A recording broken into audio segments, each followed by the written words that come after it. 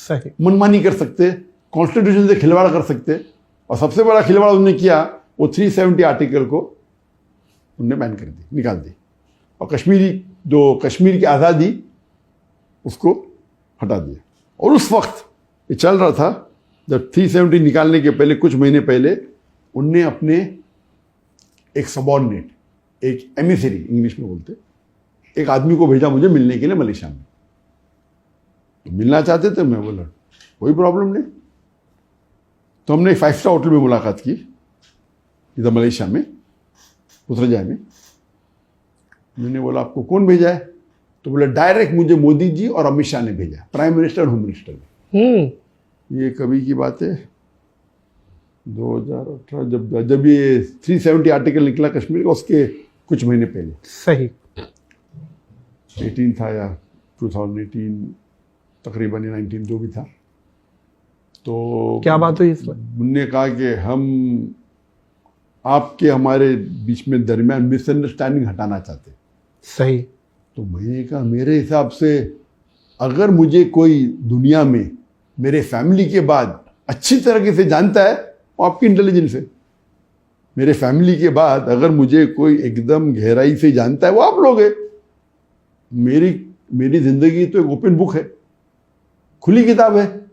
वो अलग बात है कि आपको मेरे काम पसंद नहीं आते, लेकिन मैंने कोई भी कॉन्स्टिट्यूशन का एक भी हिस्सा I have not broken any law of Indian government.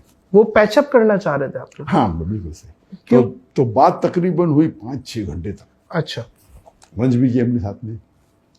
तो बोले नहीं आप इतने मशहूर है, हम आपके साथ होना चाहते हैं, हम चाहते आपको एकदम वापस इंडिया बुलाए, एकदम पूरे विद फुल, आप इतने मशहूर, आप इतना अच्छा काम कर रहे, आपकी नॉलेज क्या है दिन के बारे में, आप हिंदुइज्म की नॉलेज रखते हैं, ब्ला ब्ला ब्ला। तो मैं बोला आप चाहते क्या है? बोले कुछ नहीं, हम चाहते ट्रैप तो नहीं था डॉक्टर साहब के आए तो पकड़ लो अल्लाह वालों।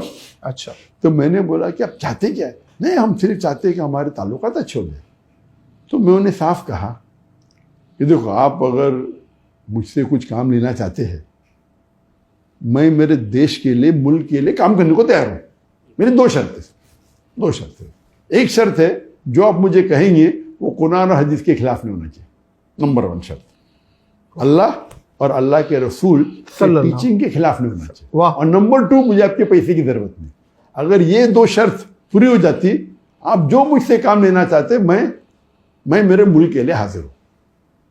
फिर तो बोला वेरी गुड, नो प्रॉब्लम। तो गुफ्तगू हुई, काफी गुफ्तगू हुई। आप चाहते क्या? नहीं कुछ नहीं, हम कोशिश करेंगे अभी आपको वापसी आने के लिए। तो उस वक्त तो कुछ कहा नहीं, लेकिन एकदम पैचअप कर लिया ऐसा कि अभी हम with in couple of months आप वापस से आ सकते। मुझे उम्मीद तो थी नहीं।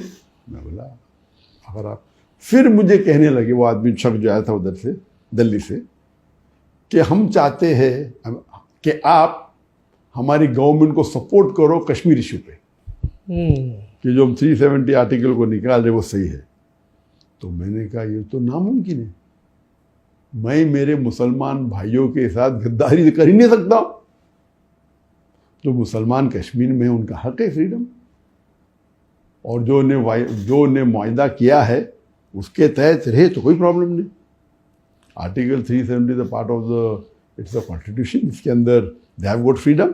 कुछ चीज़ के अंदर ऑटोनॉमी है, कुछ चीज़ के अंदर वो साथ में इंडियन गवर्नमेंट के है।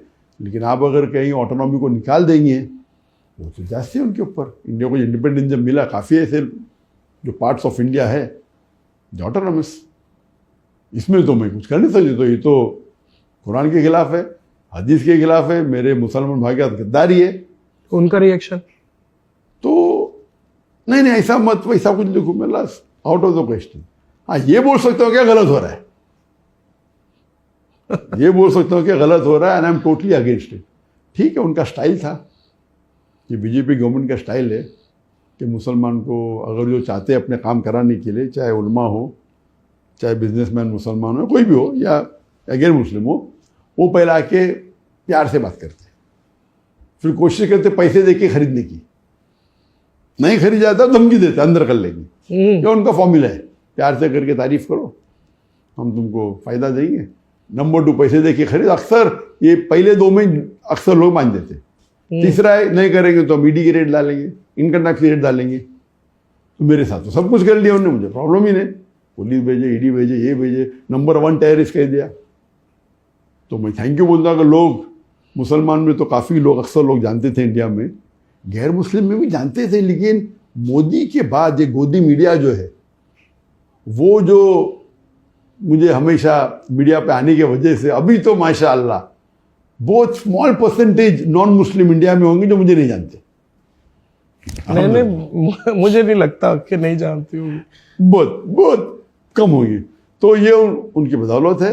और उसके बाद लेकिन जब भी मैं ट्रैवल करता हूँ, चाहे मलेशिया में हो या बाहर हो, गैर मुसलमान अब भी मुझसे मोहब्बत करते हैं।